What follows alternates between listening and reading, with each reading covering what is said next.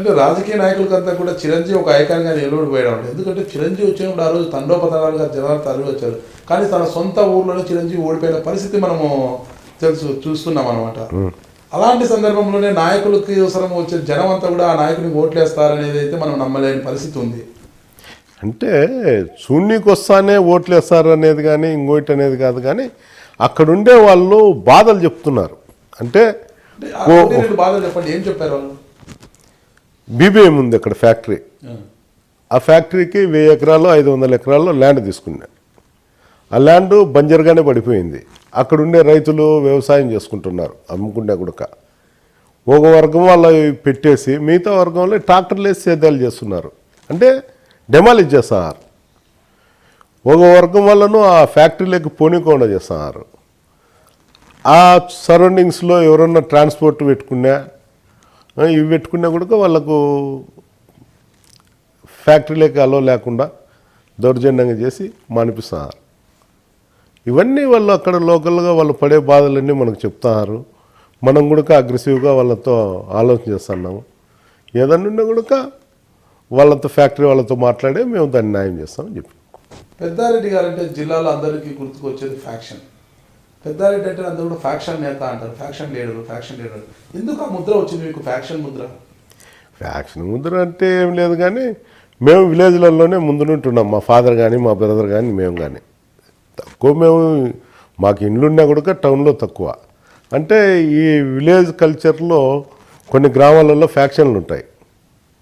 వాళ్ళు వచ్చి మమ్మల్ని షెల్టర్ అడగడం, మేము వాళ్ళని సరెండర్ చేయడం, ఈ విధంగా ఉండే దానివల్ల వాళ్ళకుండే దీన్ని మాకు అతికిచ్చి పొలిటికల్గా ఆ ఫ్యాక్షన్ ముద్ర వేసినారే తప్ప మేము పోయి ఎవరిని హత్యలు చేసిండేది లేదు, ఇంకో విధంగా చేసిండేది లేదు.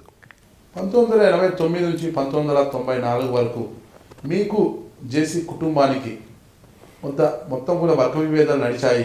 ఆ 5 ఏళ్ల పాటు కూడా గడ్డివాములు తగలబెట్టడము, గడ్డివాములలో మనుషులు వేసి తగలబెట్టడం, అది మీరా వాళ్ళ అనేది కాకోకుండా ఇరు వర్గాలు కూడా అలాంటి చర్యలకు పాల్పడ్డారు అంటుంటారు.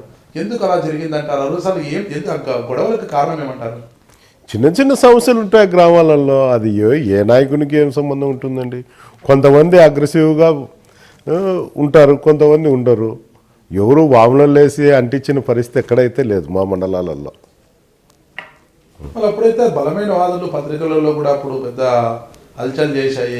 పలానా చోట గడ్డివాములు కాల్చారు, గడ్డివాములు మనుషుల్ని కాల్చారు.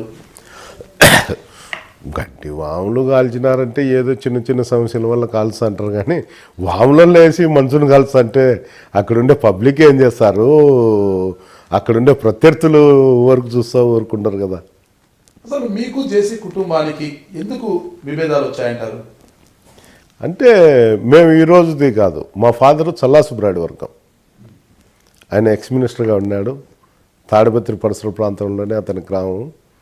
మాకు అక్కడ కమ్యూనిటీ సపోర్టుగా ఉండేది.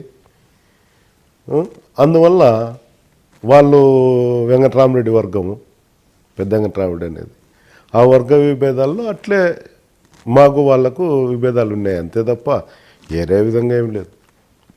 మీ తండ్రి గారి పేరేమి? మీ తండ్రి గారికి మీరు ఎంతమంది సంతానము? మా తండ్రి రామరెడ్డి, మేము 5 మంది. ఒక బ్రదరు మధ్యలోనే లేదు, 2 అక్క చెల్లెళ్ళు, నేను, మా సూర్యప్రతాప్ గారు. సూర్యప్రతాప్ గారు ఒక టర్మ్ ఎమ్మెల్యేగా పనిచేశారు, ధర్మవరం ఎమ్మెల్యేగా. మీ విద్యాభ్యాసం అంతా ఎక్కడ కొనసాగిందంటారు?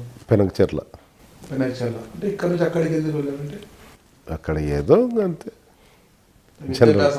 యూనియన్ నాయకులు అట్లాడదేం లేదు.